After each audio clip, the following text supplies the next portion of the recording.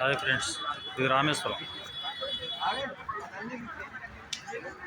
ఈ రామేశ్వరంలో ఇక్కడ 2 సముద్రాలు కలుస్తాయి. ఇక్కడ స్నానం చేసి లోపల దర్శనానికి వెళ్ళే దారిలో లోపల గుడి లోపలే 22 బావులు ఉంటాయంట. ఆ 22 బావుల్లో కూడా స్నానం చేసి దర్శనానికి వెళ్ళాలి. చూడండి ఫ్రెండ్స్, అలలు ఏం లేవు ఇక్కడ. సముద్రుడు రాముడికి ఇచ్చిన మాట ప్రకారం ఇక్కడ అంత పెద్ద అలలు లేకుండా ప్రశాంతంగా ఉన్న సముద్రం.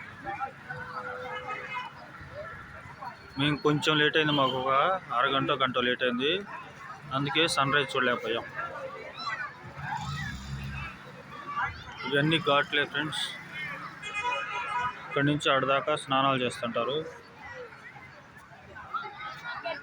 పైకి ఎక్కగానే రోడ్లు ఉంటాయి, రోడ్లలో కూడా లోపలికి వెళ్ళిపోవచ్చున్నారు.